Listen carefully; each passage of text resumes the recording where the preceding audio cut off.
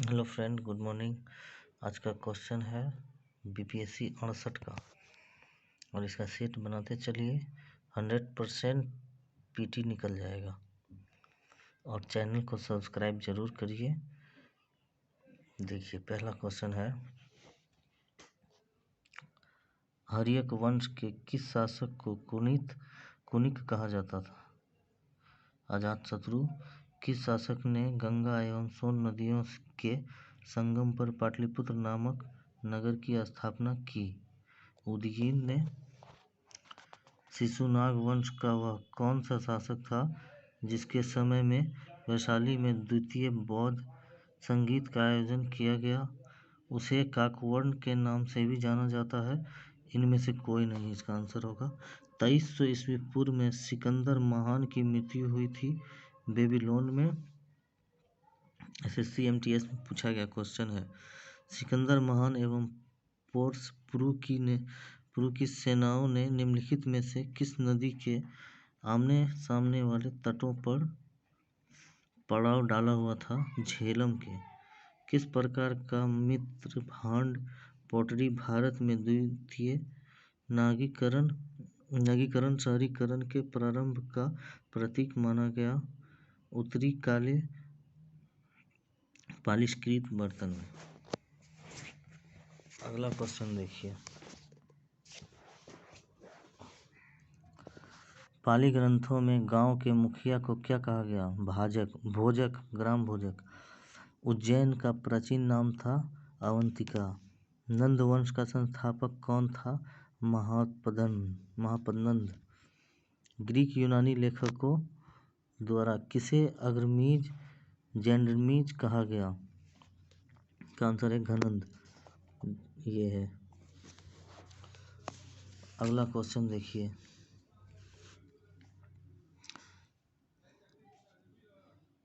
प्राचीन भारत में पहला विदेशी आक्रमण किनके द्वारा किया गया? ईरानियों द्वारा। प्राचीन भारत में दूसरा विदेशी आक्रमण एवं पहला यूरोपीय आक्रमण किनके द्वारा किया गया? यूनानियों द्वारा।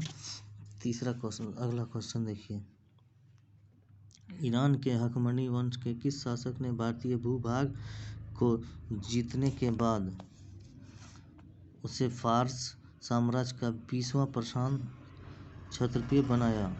इसका आंसर है डेरिया दरबाहू। अगला देखिए, हाइटेपस या वितस्ता आधुनिक नाम झेलम का युद्ध 326 बीसी किन शासकों के बीच हुआ? सिकंदर एवं पोरस के मगध। सिकंदर ने भारत पर कब आक्रमण किया था? 326 ईस्वी पूर्व में। अगला क्वेश्चन, मगध की प्रथम राजधानी कौन सी थी? गिरिविज राजगृह। किस शासक द्वारा सर्वप्रथम पाटलिपुत्र का राजधानी के रूप में चयन किया गया? उदयीन द्वारा। 16 महाजनपदों की सूची उपलब्ध है अंगुत्तर निकाय में। निम्नलिखित में से मगध का कौन सा राजा सिकंदर महान का समकालीन था?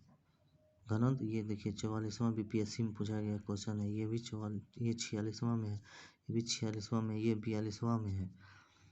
प्रथम मगध साम्राज्य का उत्कर्ष किस नदी में हुआ था? किस सदी में हुआ था? 6ठी सदी ईस्वी पूर्व में। सिकंदर की भारत में सफलता के निम्न कारण थे। ये टोटल है। भारत में कब कोई केंद्रीय सत्ता नहीं था, उसकी सेना श्रेष्ठ प्रकार की थी, उसे देशद्रोही भारतीय शासकों का सहयोग मिला, वह एक अच्छा प्रशासक था। 1 2 3 4 इसका टोटल ही सही है। अगला क्वेश्चन देखिए, अभिलेखीय साक्ष्य में से प्रकट होता है कि नंद राजा के आदेश से एक नहर खोदी गई थी कलिंग में। अगला क्वेश्चन है, ज़्यादा लंबा नहीं होगा वीडियो, 6 से 7 मिनट तक बहुत हो गया। पहला ईरानी शासक जिसने भारत के कुछ भाग को अपने अधीन किया था? डेरिस। मगध के राजा अजातशत्रु का सदैव किस गणराज्य के साथ युद्ध रहा? वज्जी संघ वैशाली में। वज्जी संघ के विरुद्ध मगध राज्य के किस शासक ने प्रथम बार रथ मूसल, एक ऐसा रथ जिसमें गदा जैसा हथियार जुड़ा था, महाशक्ति, महाशिलाकंठ, पत्थर फेंकने वाला एक युद्ध यंत्र था, नामक गुप्त हथियारों का प्रयोग किया? अजातशत्रु। नंद वंश का अंतिम सम्राट कौन था? घनंद। भारत में सिक्के मुद्रा का चलन कब हुआ? 600 ईस्वी पूर्व में।